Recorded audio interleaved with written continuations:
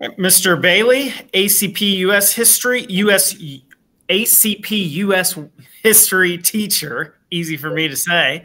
Why don't you go ahead and tell us a little bit about ACP US History? Yeah, all the alphabet soup gobbledygook is hard to keep straight sometimes with these college classes. This is a dual credit class with the University of Indiana. And it's in their catalog, it's H105, which is 1754 to 1865, and then it's H106 in the second semester from 1866 to the present. And so it's an actual class. The stuff that we do in our class is the stuff that they're doing at IU, at least the sources and the readings. I am trying to combine a high school and a college class. So along with all the writing and research that they do down at IU, I add a little bit of lecture to provide context. But I've got a real neat system down where you have some time in class to do the work that IU wants you to do. And I take one day of your class time to let you know what was going on at the time when these readings are.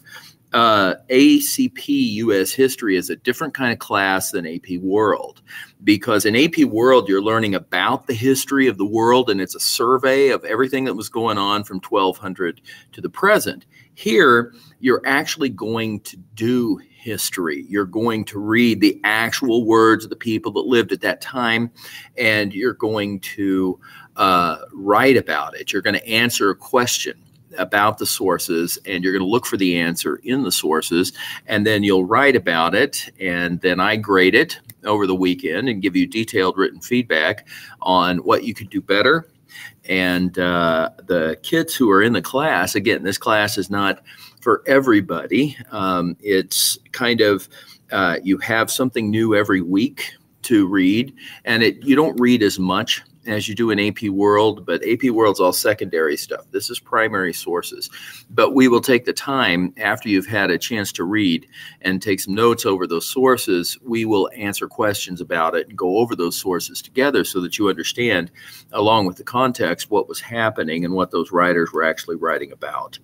And so if you enjoy writing, if you want to become a better writer, if you want to read the actual words and not trust some historian that has an agenda about what's actually happening in your nation's history, and you're reading the actual words of the people that lived then, it's really a neat course. And I appreciate Dr. Giardino Drake and her efforts to put together a course of study along with sources that high school students can actually do history with. So I'm really excited about it. I've been through the curriculum now for a third time, and I think I've got it pretty well down to how it's supposed to go.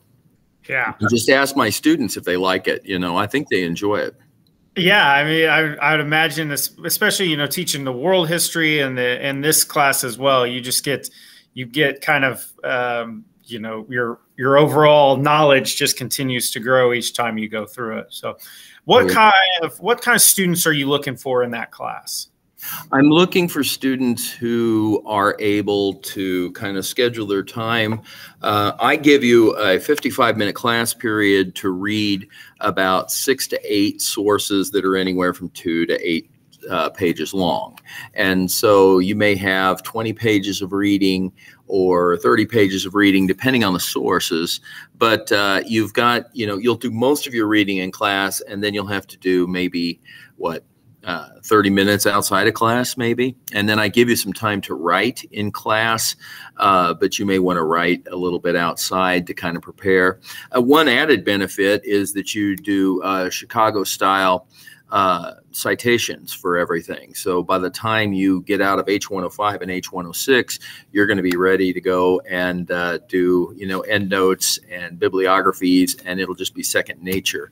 And we do that by immersion. I do them all for you, but you have to copy them down in your book, you know, and by the time you've copied down 6 different sets of sources, you're ready to do it on your own. You kind of see the pattern, right? And so it's not a really, oh, you've got to do it like this, and I'm going to check every period and comma, but you're going to understand how to cite sources across the gamut. And Chicago style is the one that works the best with history. So that's what IU wants, and that's what IU will get. from us. And so, yeah, I'm excited about the class and the format. I've never taught a class like this before, and I wish I had been able to take a class like this and do some actual history instead of just learning about history. So, yeah. All right. Yeah. And I mean, I think the citation part of it's so key too, because that's something that once you get into college, you're going to have to know, you know, how we do, if we get it from a website or if we get it from a book. Or I remember, you know, when I was in school, it was like websites, books, they're all different how you have to cite them. And it's so useful to know how to do that. So that's very helpful. All right. Thank you, Mr. Bailey, ACP US History. Thank you.